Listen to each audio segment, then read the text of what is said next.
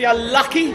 Hey, excuse me, in how many minutes does luncheon commence? 12. Look, here, I'll write it down for you. You won't forget my taxi, will you? At 2 o'clock, please. And if anybody wants me, I shall be in the lounge. If anybody wants you? I shall be in the lounge. Anybody in particular? I mean, Henry Kissinger or just anyone with a big net? Oh, I don't know what it is about this place. I mean, some of the people we get in here. What on earth are you on about?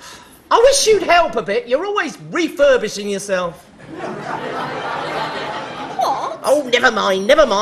Don't shout at me. I've had a difficult morning. Oh, dear, what happened? Did you get entangled in the eider-down again? Not enough cream in your eclair? Or did you have to talk to all your friends for so long you didn't have time to perm your ears? Actually, Basil, I've been working. You know what I mean by working, don't you, dear? I mean getting things done as opposed to squabbling with the guests. I would find it a little easier to cope with some of the cretins we get in here, my little nest of vipers, if I got a smidgen of cooperation from you. Cooperation? That's a laugh. The day you cooperate, you'll be in a wooden box. I've never heard such thing. Look, if you think I'm going to fawn to some of the yobbos we get in here, This you're going to is another... a hotel, Basil, not a bookstore. And it might help business just a little if you could show some courtesy. Just a little. I suppose talking to Audrey for half an hour helps business, does it? Well, it was about business, for your information. Audrey has some news that may interest you. Oh, really? Oh, that's a big good. Oh, let me guess. The mayor wears a toupee? Somebody's got nail varnish on their cat? Am I getting warm?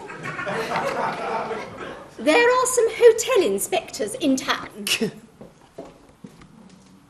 What? What does she know? That's all she Well, knows. how does she know? A friend of Bill Morton's overheard 3 men discussing hotels they stayed in a pub last night. 3 men. I'll call Bill. There's no need to call Bill, Basil. Just try to exercise a little courtesy.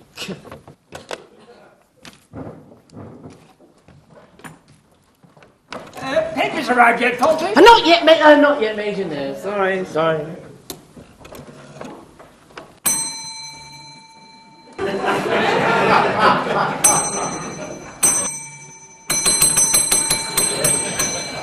Could you do that in a moment, I'm please? on the telephone. We haven't finished dialing yet, have you? Now listen, there's a documentary on BBC Two this evening on Squawking Bird, the leader of the Blackfoot Indians in the late 1860s. Now, this begins at 8:45 and continues for approximately 3/4 of an hour. I'm sorry, you're talking to me? Indeed I am, yes. Now, would it be possible for me to reserve the BBC Two channel for the duration of this televisual feast? Why don't you talk properly? I beg your pardon? No, it isn't. What? It is not possible to reserve the BBC Two channel from the commencement of this televisual feast until the moment of the termination of its ending. Thank you so much. Well, might I suggest that you introduce such a scheme? No. Now listen, I have a wide experience of hotels, and many of those of my acquaintance have had the foresight to introduce such a facility for the benefit of their guests. Oh, I see. So you have a wide experience of hotels. Yes, in my professional activities, I'm in constant contact with them. Are you really?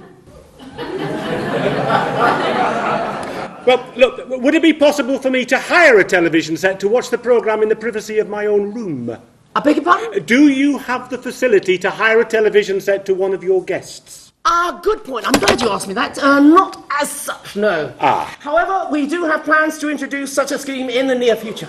Well, that's not much use to me tonight, is it? No, but I tell you what, why don't I introduce another scheme straight away, along the lines that you've already suggested, by which I reserve the BBC Two channel for you tonight. Now, that's more like it. Well, not at all. I mean, that's what we're here for, isn't it? Yes. Is there anything else I can do before I call you a taxi? Actually, yes. Somebody in there mentioned that you have a table tennis table. Indeed we do. Yes, it is not in absolutely mint condition, but it could certainly be used in an emergency. It is to be found in the south wing, overlooking the courtyard, where there is, of course, ample parking. What? Boy. Yes, Mr. Fawlty. Mr. Hutchison, can I introduce Polly Sherman, who's with us at the moment? How do you do? How do you do? Wait a minute. We've met before, I think. Yes, I served you at breakfast. And you spilt the grapefruit juice, didn't you, you naughty girl? Yes, and you moved the glass, didn't you? Thank you, Polly, thank you. Awfully nice girl, very bright. She's a fully qualified painter, you know. Really? Oh, yes. Oh, good morning, ladies. Good morning.